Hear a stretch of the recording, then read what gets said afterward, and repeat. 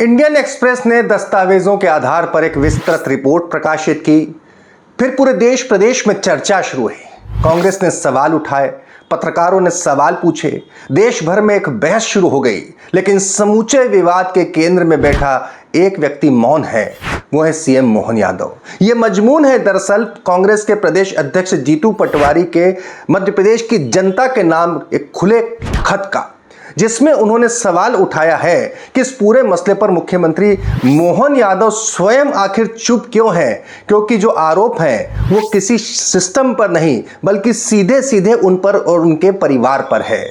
इधर मुख्यमंत्री चुप हैं, लेकिन जब से याद तो होगा आपको कि 23 जून को इंडियन एक्सप्रेस अखबार ने अपने 2 पन्नों की विस्तृत रिपोर्ट में मुख्यमंत्री और उनके परिवार के द्वारा जो जमीनों की खरीद की गई उसमें कॉन्फ्लिक्ट ऑफ इंटरेस्ट को लेकर जो अपनी रिपोर्ट प्रकाशित की थी, और उसके बाद से लेकर अब यानी 26 तारीख को इंडियन एक्सप्रेस हिंदी ने एक वीडियो और जारी किया है। आज जारी वीडियो में इस दरमियान मुख्यमंत्री तो चुप रहे, लेकिन उनकी तरफ से वो चाहे बीजेपी के प्रदेश अध्यक्ष हेमंत खंडेलवाल हो या फिर आईटी सेल के अमित मालवीय हो या फिर मंत्री जी हो, इन्होंने जो जो सफाइयां दी उस रिपोर्ट के आधार पर उस सफाई का बकायदा पॉइंट टू पॉइंट काउंटर किया है।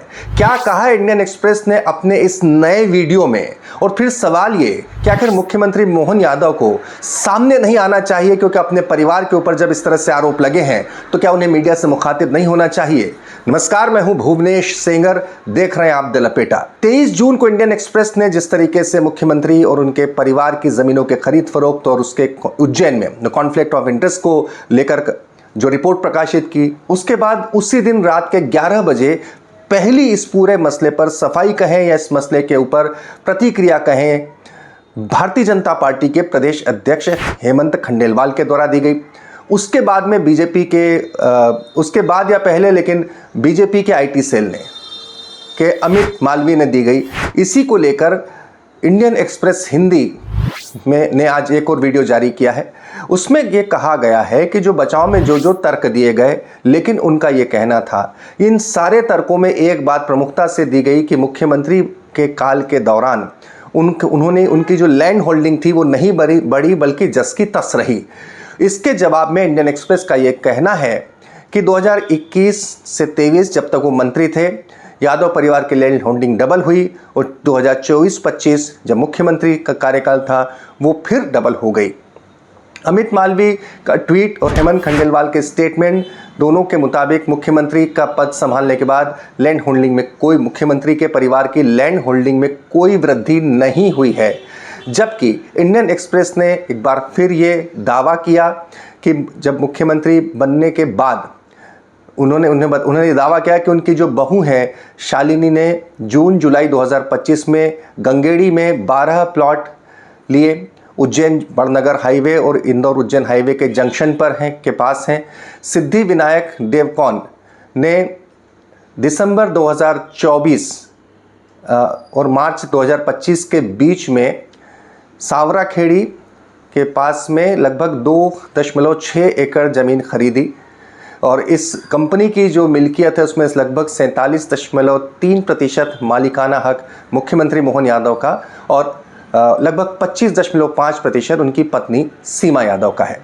इतना ही नहीं, बेटे वैभव यादव और मंगल मूर्ति इंफ्रा की खरीदी का फिर से एक बार इंडियन एक्सप्रेस ने दावा किया कि ये सारी खरीदी और मौके की खरीदी उन्हीं जगहों पर हुई जहां से खरीदी के थोड़े ही दिन बाद मास्टर प्लान लागू किया गया। इस तरह का दावा इंडियन एक्सप्रेस ने एक बार फिर किया है। बहरहाल ये सारे दावे इंडियन एक्सप्रेस के हैं।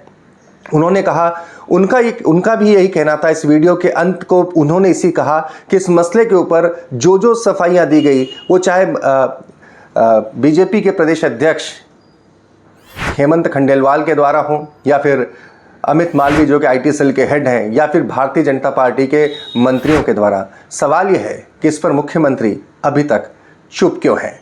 ये सवाल फिर लगातार उठ रहा है। जीतू पटवारी ने खत के जरिए उठाया। क्या कह रहे हैं जीतू पटवारी, ये सुन लीजिए। लेकिन उसके बाद मोहन या सरकार के ही एक मंत्री इस मसले पर जांच की बात क्यों कह गए, ये आपको बताऊंगा। उससे पहले सुन लीजिए जीतू पटवारी क्या कह रहे हैं। मुख्यमंत्री मौन है। मैं आग्रह ये है कि इंडियन एक्सप्रेस ने जो सवाल किए उनके उत्तर नहीं आए।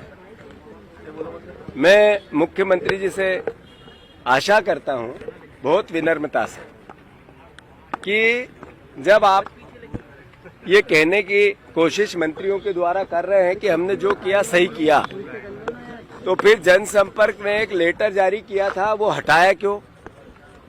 और जो आपने और सरकार ने एक शब्द भी नहीं कहा, मतलब जनसंपर्क पे किसी पोर्टल से हमें मुख्यमंत्री की वाइट या उनका बयान नहीं मिला, तो आप मौन क्यों है, चुप क्यों है? इसका मतलब है कि जो इंडियन एक्सप्रेस ने कहा वो सही है और वो सत्यता से सरकार स्वीकार कर रही है। अगर इंडियन एक्सप्रेस की रिपोर्ट को आप ठुकरा रहे हैं तो फिर आपको इंडियन एक्सप्रेस से कार्रवाई करनी चाहिए गलत खबर के लिए। अगर दोनों में से एक रास्ता है, या तो आप ये तथ्य और तर्क और स्थापित करें कि ये ऐसी जितनी खबरें उसमें रिपोर्टिंग में आई वो गलत है, या फिर आप मौन है, इसका मतलब आप ये कहना चाहते हैं कि इंडियन एक्सप्रेस की रिपोर्ट सही है। तो इंडियन एक्सप्रेस की रिपोर्ट अगर सही है तो फिर आपको इस्तीफा देना चाहिए, और अगर इंडियन एक्सप्रेस की रिपोर्ट गलत है तो फिर उस पर आपको कार्रवाई करनी चाहिए। इससे मध्य प्रदेश का क्या नुकसान हुआ? 23 जून को यह मसला सबके सामने आया, पूरे देश में चर्चा का विषय बना, बड़ा मसला बना। तमाम राष्ट्रीय स्तर के चाहे सोशल मीडिया प्लेटफॉर्म हो या चैनल्स हो, सब में इसकी गूंज सुनाई दी।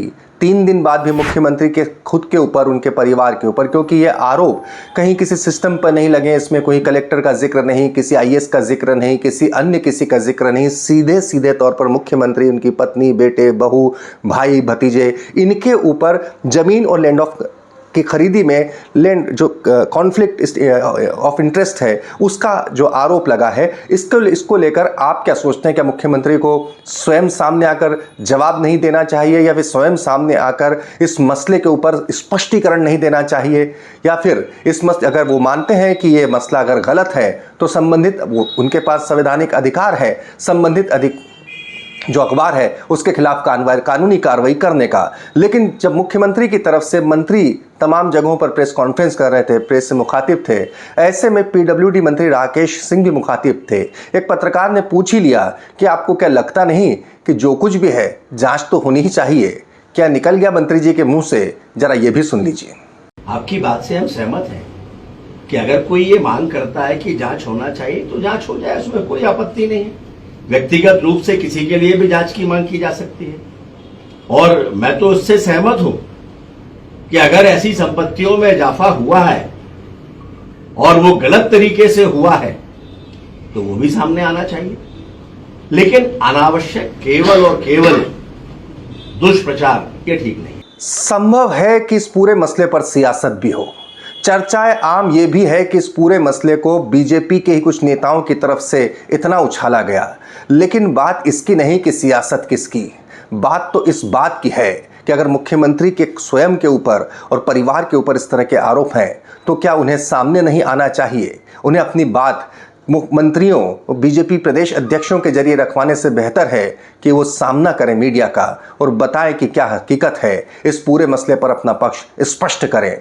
आप क्या सोचते हैं ये ज़रूर लिखिएगा। लेकिन उससे पहले जाते जाते इन दिनों एक कहानी नहीं, मध्य प्रदेश की ही एक हकीकत प्रासंगिक हो चली है। बात 80 के दशक की। मध्य प्रदेश में उस वक्त में भारतीय जनता पार्टी की सरकार के मुखिया यानी कि मुख्यमंत्री वीरेंद्र कुमार सकलेचा हुआ करते थे। वीरेंद्र कुमार सकलेचा के बेटे राज सकलेचा के पर आरोप लगा कि भोपाल की प्रोफेसर कॉलोनी में एक प्लॉट जिसकी कीमत उस वक्त में 1 लाख रुपए थी, वो उन्हें किसी मिस्टर ऋषि के से उन्हें 13,000 रुपये में मिल गया। नाबालिग थे, लिहाजा वीरेंद्र कुमार सकलेचा की पत्नी की कस्टडी में वो प्लॉट दिया गया। आरोप ये लगा कि खनन मंत्रालय भी मुख्यमंत्री वीरेंद्र कुमार सकलेचा के पास है, और उस वक्त में जो जैसे प्लॉट दिया गया वो खनन कारोबारी था, उन्हें कुछ फ़ायदा पहुंचाने के एवज में ये प्लॉट इतने सस्ते में दिया गया। मामले ने तूल पकड़ा। वीरेंद्र कुमार सकलेचा उस वक्त भारतीय जनता पार्टी के मुख्यमंत्री हुआ करते थे। न केवल इस्तीफा हुआ बल्कि उन्हें बीजेपी ने, शुचिता की उस वक्त की बात करने वाली भारतीय जनता पार्टी ने पार्टी से निकाल भी दिया, और अपने जीवन के अंतिम समय यानी जब 99 में उनका निधन हुआ तब तक भी वो बीजेपी में वापस उस तरह से पुनर्स्थापित नहीं हो सके।